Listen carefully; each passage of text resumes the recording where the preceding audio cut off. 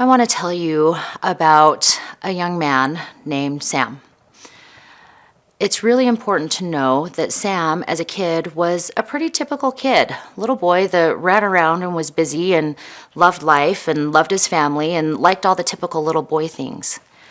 And one day, he got in a really serious bike accident, and he wasn't the same. Almost immediately, he suffered from very severe anxiety. It turned into, if he saw a stray dog across the street, he would panic and run. And his family didn't know how to deal with that because this was such a new experience for them. Not very long after the anxiety started, he started having problems at school. It did not matter how many hours his mom and dad sat and worked with him on homework, on things like multiplication tables or addition math facts. He would be great that night, and the next morning it was like all of that work was gone, and he would sit there at school and feel stupid. And he knew that other kids were progressing, and he wasn't. And he got more and more and more self-conscious. Because of that, he withdrew. He really struggled with friendships and maintaining friendships. And while his friends were out doing fun things, he retreated. I know it's easy to think that when something like this happens, oh, this only happens to people that don't have supportive families. Sam comes from a really great family. While they were not wealthy by any stretch, they certainly had everything that they needed to be functional, be happy. They went on vacations, they lived in a nice neighborhood, and his family was entirely supportive, trying to think of all of the things and do all of the things that they thought would be helpful. As he got a little bit older, he sort of fell in with the wrong crowd. The kids that were willing to hang around him as he struggled and got more and more behind in school, they weren't the most positive influences. And because of Sam's injury, he was highly suggestible. And he would go along with anything that they said. And some of the things were very benign, and some of the things were more serious. And it started with stealing small things. Sometimes they were belongings of friends or family members, and then it escalated to taking things from teachers at school, and then it got even worse with shoplifting.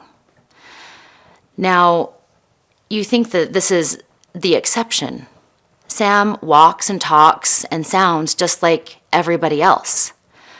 But because of his injury, he's more impulsive, he's less inhibited, he's more suggestible, and his desire to be liked and feel like he was part of a group where he belonged, he would have done anything that was suggested.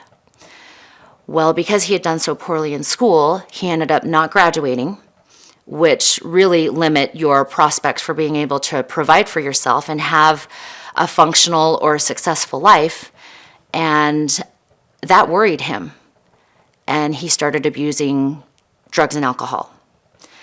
With the anxiety being so severe, he needed something to help calm him down. Well, then when he's having problems with being really, really depressed, he would take something else to kind of help pep him up a little bit. Before long, he was addicted to multiple substances, and his family did intervene and helped him with rehab. Rehab didn't last very long. Ultimately, because he wasn't able to provide for himself, he couldn't hold down a job. Ultimately, he ended up committing fraud and identity theft, and he ended up in prison. He has since gotten out of prison, but he has a string of failed relationships because when you have a brain injury and you are irritable and you are angry and you have a hard time relating interpersonally, it has a really serious impact on any intimate relationship. No one wants to be around a guy that says mean things to you and then says, oh, sorry, 5 minutes later when they realize what they've done.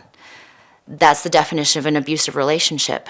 So he has a string of failed relationships. He doesn't have a job. A lot of his family avoid him because he was stealing from them to pay for his drug habit. I want it to be known that it didn't have to be this way. There are a lot of supports. There are a lot of therapies to help you deal with the significant struggles that you experience after a brain injury. There are behavioral therapists that can help with depression and anxiety. There are speech therapists that can help you with memory and attentional issues. If you struggle with sensory issues after your brain injury, there are a lot of great occupational therapists that can help you regulate those things before your emotions get out of control. Sam was a great guy. He's really smart. He's still really smart. But no one helped him after his brain injury to harness that and bring that out of him.